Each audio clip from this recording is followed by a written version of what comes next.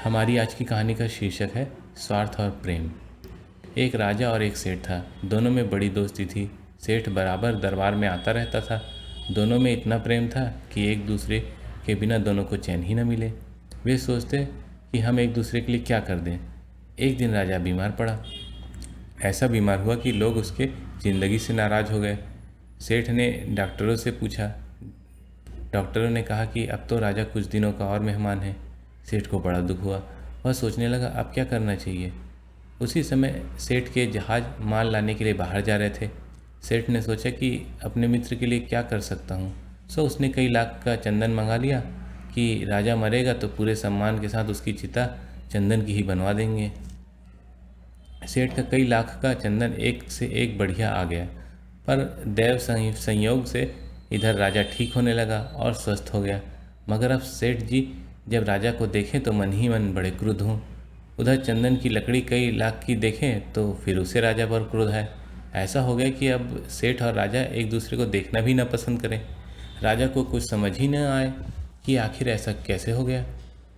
कुछ दिन ऐसे ही बीते, तब राजा ने एक महात्मा जी से पूछा कि महाराज, मेरी और इस सेठ की इतनी बनती थी, मगर ऐसा क्यों हो गया कि अब वह मुझे देखना भी पसंद नहीं करता है। महात्मा जी ने कहा, इसका कारण मैं बताऊंगा। पहले तुम एक काम करो, अपने महल के पास एक बहुत सुंदर मंदिर बनवाओ। वह मंदिर चंदन की लकड़ी का होना चाहिए। राजा ने कहा, अच्छा महाराज, मैं ऐसा ही करता हूँ।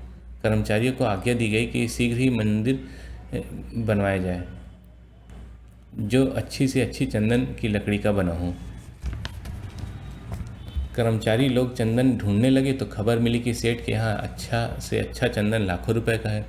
फौरन खजाने से रुपया दिया गया और सेठ का सारा चंदन खरीद लिया गया। मंदिर कुछ ही दिनों में बनकर तैयार हो गया। साथ ही अब सेठ जी का फिर से राजा के पहले जैसा प्रेम हो गया। सेठ फिर पहले जैसे राजा के यहाँ आने जाने लगा।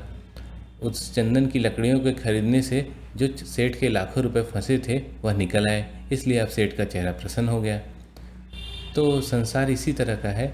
अपने स्वार्थ के वश में यह दोस्त बनाता है और स्वार्थ के कारण ही दुश्मन हो गया। दुश्मनी का मूल कारण स्वार्थ है। आप अपने दिल को टटोल कर देखो कि क्या स्वार्थ दिल में है, तब समझ में आएगा। जहाँ कहीं प्रेम में कमी पड़ी, फौरन दिल को टटोलो कि क्या स्वार्थ है। आपके पास एक पैसा भी ना रहे तो भी प्रेम के कारण तब भी आनंद रहेगा। प्रेम में किसी चीज़ का गम नहीं रहता। लेकिन अब तो सभी को दुख है। अमीर गरीब सेठ साहूकार सभी को दुख है। प्रेम होगा तो फिर सब सुखी हो जाएंगे। प्रेम असली चीज़ है। आपको आज की कहानी कैसी लगी ये हमें ज़रूर बताएं, और इस पे अपने विचार देने के लिए नीचे कमेंट बॉक्स पे अपने विचार लिखिए। और अगर आपको ये चैनल पसंद आया तो कृपया इसे लाइक करें और शेयर और सब्सक्राइब करें। धन्यवाद।